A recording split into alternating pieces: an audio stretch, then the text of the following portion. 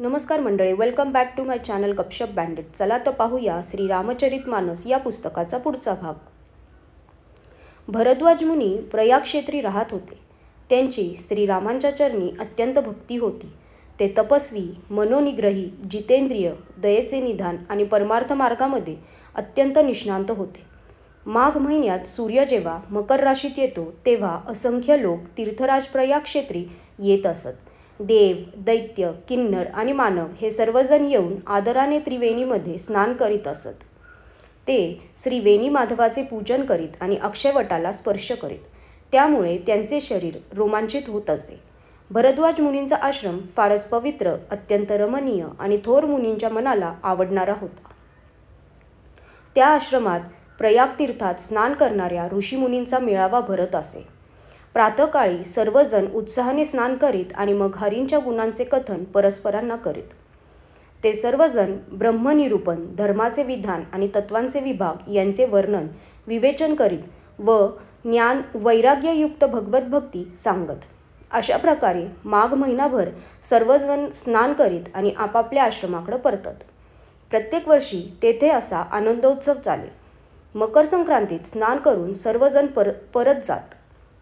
एकदा पूर्ण मकर संक्रांतीच्या पर्वातील स्नाने झाल्यावर सर्व मुनी आपापल्या आश्रमाकडे परतले. मात्र भरद्वाजांनी परमज्ञानी याज्ञवल्क्यांचे चरण धरून मोठ्या आग्रहाने त्यांना ठेवून घेतले. त्यांनी आदराने त्यांची पाद्यपूजा केली आणि त्यांना पवित्र आसन दिले.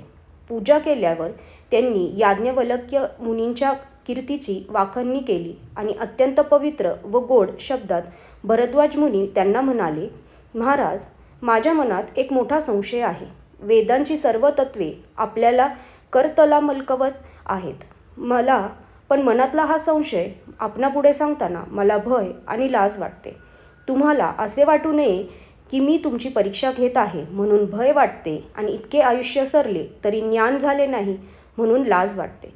मी जर विचारले नाही तर माझे मोठे नुकसान होईल, कारण मी अज्ञानीच राहीन. हे प्रभो, संत, वेद, पुराणे आणि मुनिजन असा उपदेश करतात की गुरुपासून मनातले लपविले तर हृदयात सत्यज्ञान प्रकट होत नाही. हाच विचार करून मी आपले अज्ञान आपल्यासमोर मांडत आहे. आपण या सेवकावर कृपा करून निरसन करावे. रामनामाचा अपार प्रभाव आहे असे संत, पुराणे, उपनिषदे यांनी म्हटले आहे. कल्याणस्वरूपी ज्ञान आणि गुण यांचे भंडार असलेले अविनाशी भगवान शंकर हे रामनामाचा निरंतर जप करीत असे. जगात 4 प्रकारचे जीव आहेत. त्यातील जे जीव काशीत मृत्यू पावतात त्यांना मोक्षाचीच प्राप्ती होते. हे मुनिराज, हाही रामनामाचाच महिमा आहे. कारण भगवान शंकर हे काशीमध्ये मरणाऱ्याला दया करून रामनामाचा उपदेश करीत असत. त्यामुळे त्यांना परमपद मिळते.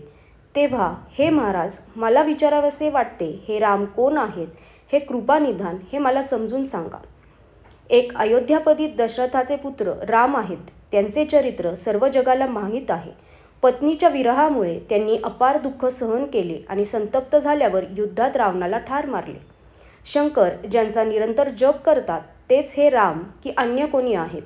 आपण सत्याचे निवासस्थान आहात आणि सर्वज्ञ आहात, तेव्हा याविषयी मला सांगा. माझ्या मनातील भ्रम नष्ट होईल अशा रीतीने पूर्ण कथा हे महाराज मला विस्ताराने सांगा. त्यावर याज्ञवल्क्य हसून म्हणाले, तुम्ही श्री रघुनाथांचा प्रभाव जाणता.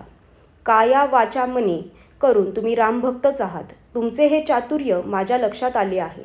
श्रीरामांचे गूढ गुण तुम्हाला जाणून घेण्याची इच्छा आहे. म्हणून अजाणतेपणे स्वतःकडे घेऊन तुम्ही असे विचारले. ठीक आहे, आता मी श्रीरामांची सुंदर कथा सांगतो. ती तुम्ही आदरपूर्वक मन लावून ऐका. महामोह हा एक महिषासुरच होय आणि रामकथा ही त्याला नष्ट करणारी भयंकर कालीमाता आहे. रामकथा हे चंद्रकिरणांसारखी आहे आणि संतजन हे चकोर होते. ते तिचे अखंड पान करतात. अशी शंका पार्वतीला आली होती. तेव्हा भगवान शंकर यांनी तिचे निरसन केले. आता मी माझ्या बुद्धीप्रमाणे शिवपार्वतीचा संवाद सांगतो. हे मुने, तो जेव्हा व ज्या कारणाने झाला तो तुम्ही ऐका. त्यामुळे तुमचे दुःख दूर होईल. आजच्यासाठी धन्यवाद.